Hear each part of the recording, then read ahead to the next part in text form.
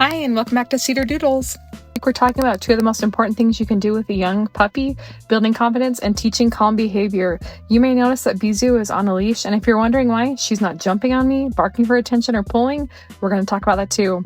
From the very beginning, we teach our puppies that calm behavior opens doors, but the most important part we're going to start off with today is socializing. When most people hear the word socialization, they may think about meeting people or other dogs, but socialization is so much more than that.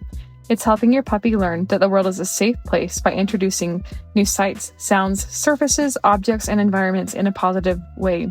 So today, we're doing just that. We have different textures, from material to flooring to the grates over their puppy potty areas, and the different textures even on the surfaces of each toy. What we're doing is we're introducing these new objects, surfaces, and objects in a way that they are learning that these are all okay, they're just something new. As Bisou is in here exploring these different textures, she also has her brother Fletcher with her, and you'll notice that I'm letting her move at her own pace. I want her to investigate, think, and problem solve. Confidence isn't built by carrying a puppy through something scary. It's built when they discover for themselves that they can handle it. Each new surface helps develop body awareness, resilience, and confidence. And as you can see with these two playing, they don't mind any of these at all.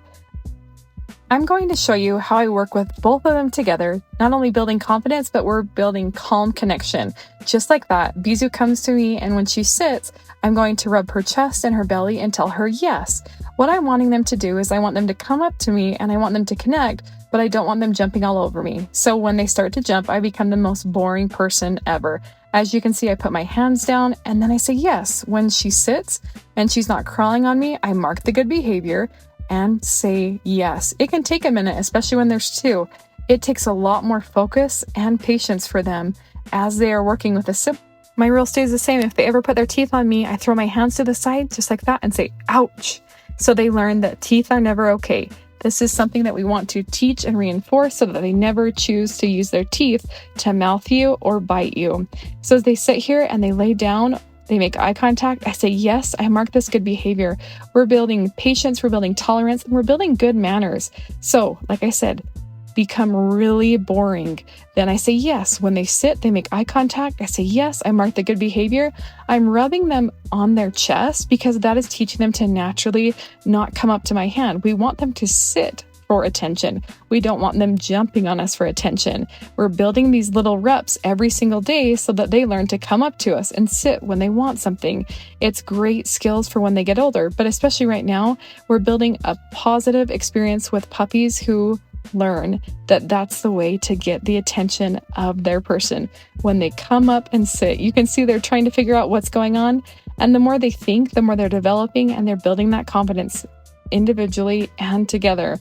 They have to have a lot more patience and they have to have a lot more thought involved when they have their littermate here, because their littermate can want to jump up, and even though they know they're supposed to sit, they have to remember they still have to sit even if the littermate, just like that, tries to come up. If they do jump up on me, I can get up on my knees. I'm going to take my space back and then I go back down and then I say yes. I mark the good behavior. You can see they want to play and they want to see what's going on. So I try to keep these sessions really short. We build these every day for just a few reps each time. I try to get them to do it 5 times in this setting. There's a lot of distractions. You can see I'm going to invite them back. When they come back, I'm going to also put them on their back and see how tolerant they are. I'm building trust with them. Are they okay with having me put them on their back, see how they're doing, and then check them, just like rub their paws, and they did great.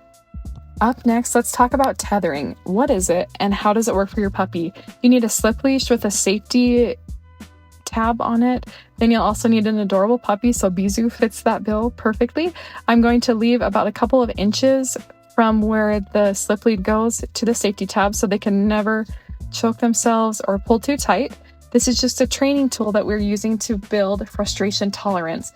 We don't want a puppy that wants to be with us all the time and then they start working themselves up.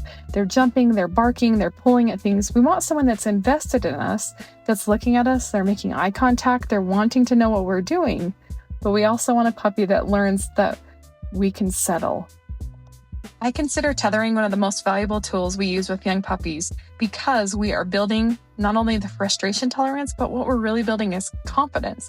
Puppies naturally want immediate access to everything they find interesting: people, toys, movement, and exciting environments. When they can't get what they want right away, it's common for them to bark, pull, jump, or become frustrated. Tethering gives puppies a safe and structured way to practice working through those feelings. Instead of constantly entertaining them or giving them every demand, we allow them the opportunity to pause, observe, and learn that waiting is okay. Over time, they discover that frustration is temporary and that calm behavior helps them succeed. This skill has lifelong benefits. A puppy who learns to settle when they can't immediately access something they want is often better equipped to handle everyday situations, like waiting at a vet, relaxing while guests visit, settling in a crate, or remaining calm when exciting things happen. And we want to mark this good behavior. You notice how she went to her bed? She's not pulling, she's not barking, she's not lunging. She is doing wonderful. We're building her confidence. And when we do this early, it creates emotionally resilient dogs with self-control, which is so important when you're training a teddy bear puppy. As always, I like to finish with our session with crate activities. So today we're using a lick mat instead of a lick mat, we're using a Kong toy. I've got a little bit of cheese.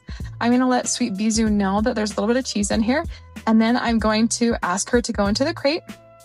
You'll see she goes in. They want this toy so bad that sometimes they'll stick their head out to get it. So I'm going to give her a little bit in the crate. Then I'm going to go ahead and practice shutting this door and working again on weight. We worked on weight last week, but now we're teaching her that when a door opens, it doesn't mean we get to run out.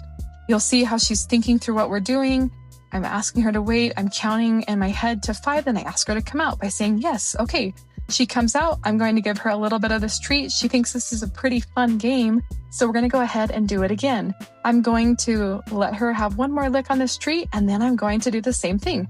We're going to ask her to go ahead and get in the crate. We use the word crate or kennel so that they build the association with that word and what they're supposed to do. I'm going to bring her up here and I ask her for crate or kennel. I know that I'm probably blocking the camera a little bit. So you can see I'm giving her a little bit of the treat. I'm going to shut the door. And you can see how she's calmly just licking this. She's not worried about getting out. She's not trying to get to me. This is a puppy that can settle, and she's done wonderfully. I'm Rachel with Cedar Doodles. Thanks so much for watching today. I hope you enjoyed what we did. I'd love to hear in the comments below how you thought this amazing 11-week-old Bernedoodle puppy did. Until next time, thanks for watching.